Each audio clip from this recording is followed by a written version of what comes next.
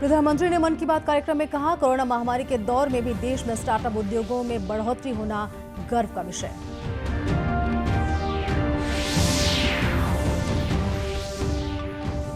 विश्व मासिक धर्म स्वच्छता दिवस पर प्रदेश के विभिन्न जिलों में हुए जागरूकता कार्यक्रम, किशोरियों को दी गई आवश्यक जानकारी।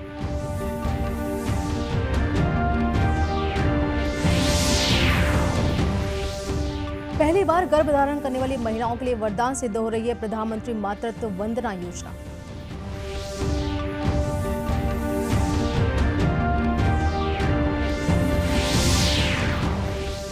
और केंद्र की कौशल विकास योजना के तहत कोरबा जिले में आदिवासी युवाओं को मिला कंप्यूटर प्रशिक्षण।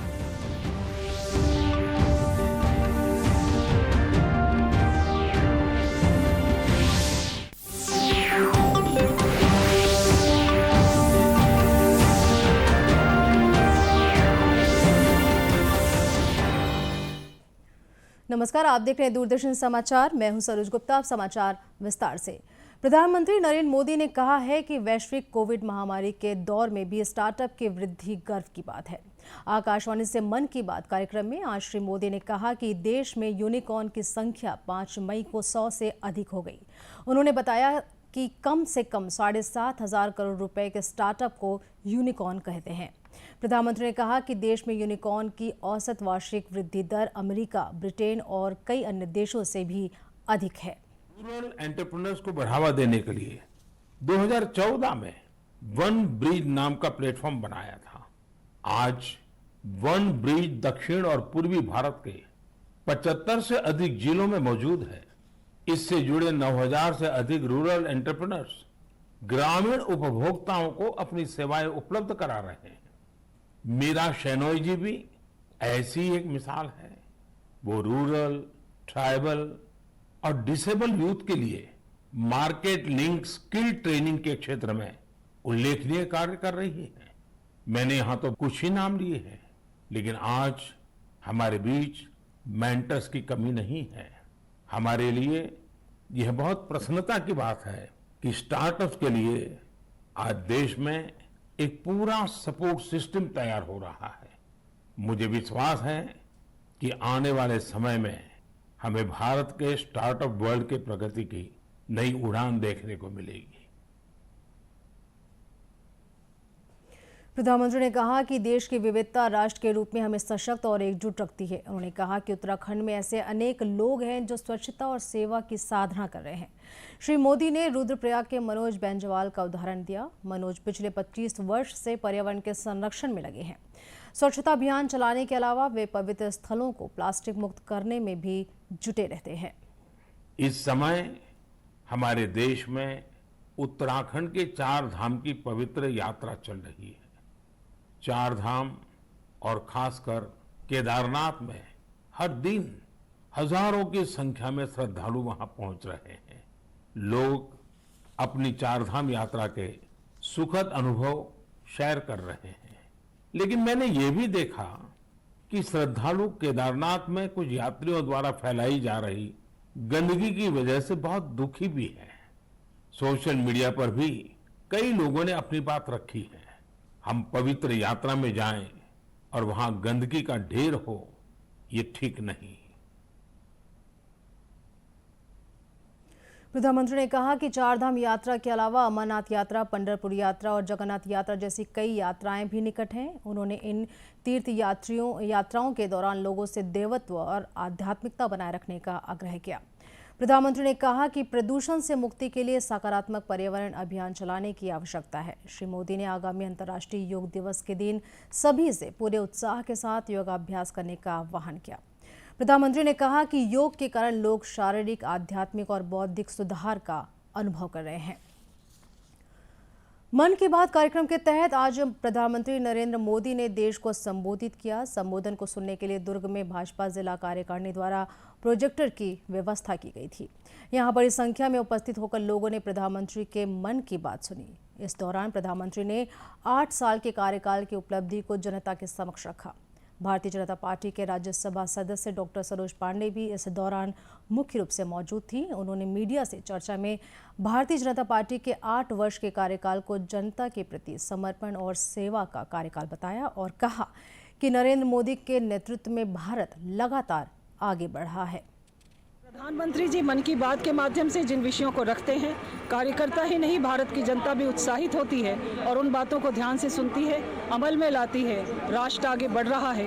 ये भारत के प्रधानमंत्री जी पुरजोर कोशिश के बाद अब उसका परिणाम दिखाई देता है। जनसेवा और समर्पण का 8 वर्षों का ये अभियान अब हम लोगों को पूर्णता की ओर दिखाई देता है। इस दौरान दुर्ग की पूर्व महापौर चंद्रिका चंद्राकर सहित बड़ी संख्या में भारतीय जनता पार्टी के बूथ कार्यकर्ता मौजूद थे। सभी कार्यकर्ताओं ने प्रधानमंत्री के 8 साल के कार्यकाल को लोक कल्याणकारी बताया। कांकेर जिले में विश्व मासिक धर्म स्वच्छता दिवस के अवसर पर महिला और बाल विकास विभाग, शिक्षा विभाग और यूनिसेफ के द्वारा जिले में महामारी स्वच्छता किशोरी बालिकाओं और महिलाओं को महामारी स्वच्छता प्रबंधन के संबंध में जागरूक करने के लिए अभियान चलाया जा रहा है।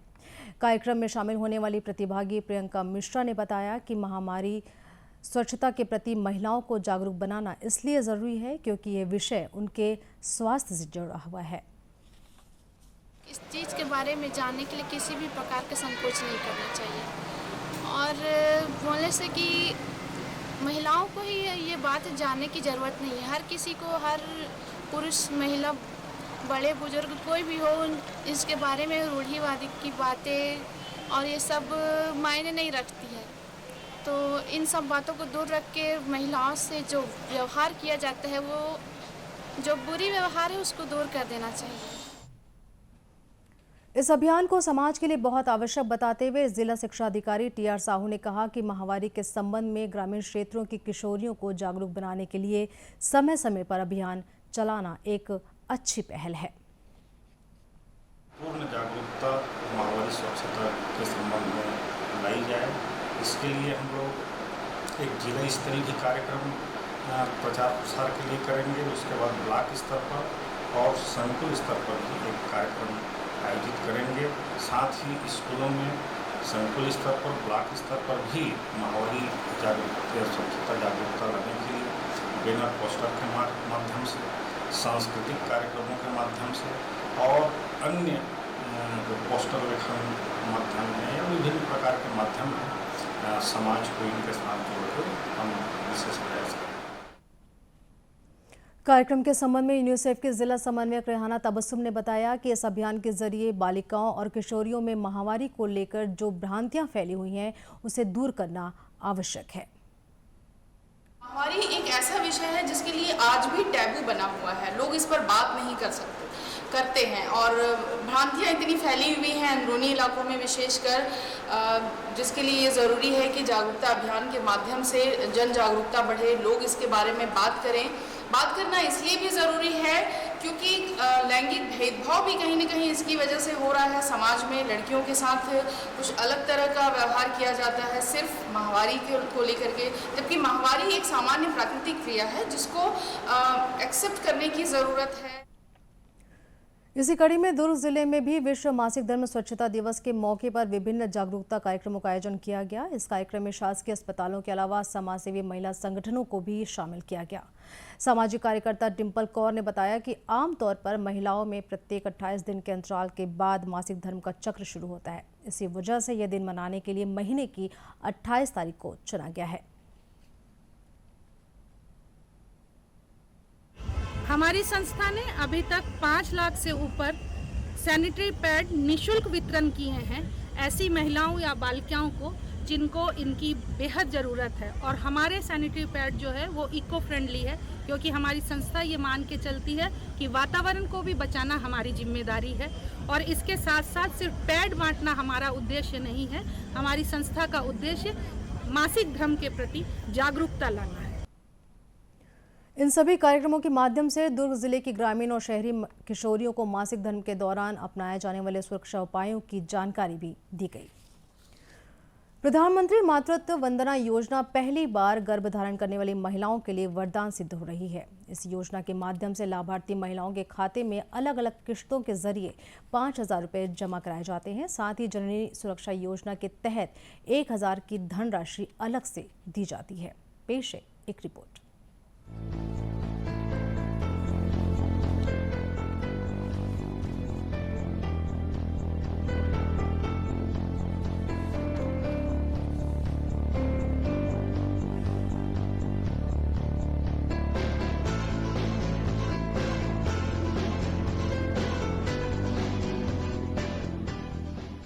ये योजना बहुत ही अच्छी योजना है। ये प्रधानमंत्री मातृत्व वंदना योजना है, जिसके तहत मुझे 5,000 मिलना है, जिसका पहला किस्त मुझे 2,000 आ चुका है। इसका दूसरा किस्त भी 1,000 आ गया है।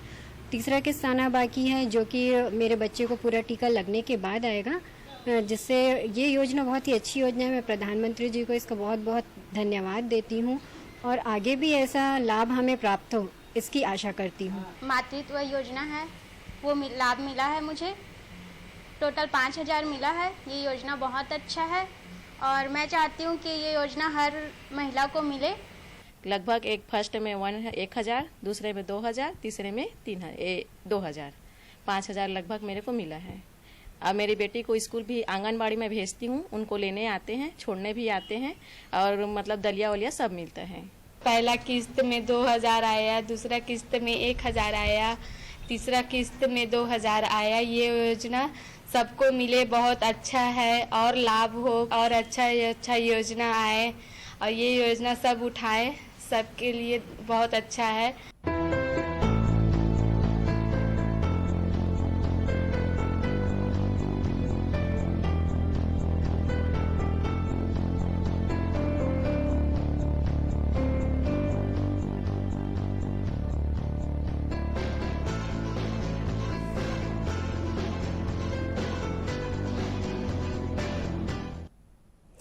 केंद्र सरकार की कौशल विकास योजना कोरबा में अनुसूचित जनजाति के छात्रों के लिए वरदान साबित हो रही है।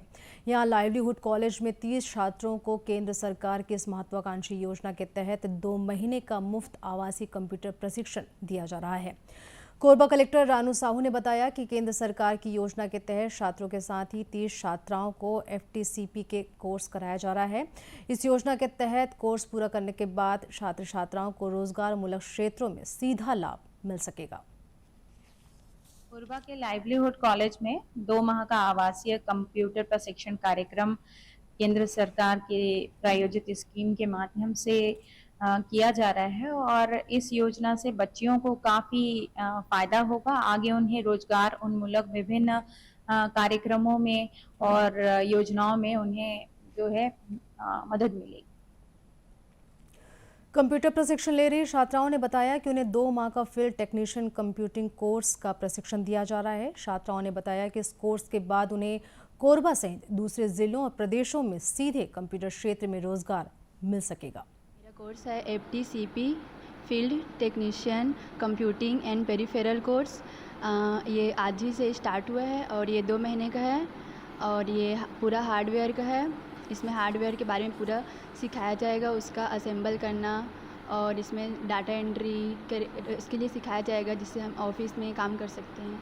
Field technician computing and peripherals course है, जो पूरा हार्डवेयर का कोर्स है और साथ में डाटा एंट्री भी सिखाया जाएगा इसके साथ। और यहाँ हम लोग हॉस्टल में रहते हैं, जो सरकार द्वारा बिल्कुल मुफ्त है और ये कोर्स भी हमको फ्री में ही मिल रहा है। तो हम सरकार को इसके लिए धन्यवाद करना चाहेंगे कि उनकी वजह से हम फ्री में ये कोर्स कर पाएंगे और कहीं भी अगर काम मिल जाएगा ऑफिस में तो वो भी कर लेंगे। गौरतलब है कि प्रधानमंत्री कौशल विकास योजना के तहत मुफ्त आवासीय प्रशिक्षण प्राप्त कर सैकड़ों छात्र आज विभिन्न क्षेत्रों में सीधे रोजगार से जुड़कर न केवल आत्मनिर्भर बन रहे हैं, बल्कि देश के प्रधानमंत्री के आत्मनिर्भर भारत के सपने को साकार भी कर रहे हैं। इसी के साथ यह समाचार बुलेटिन यहीं समाप्त हुआ। नमस्कार।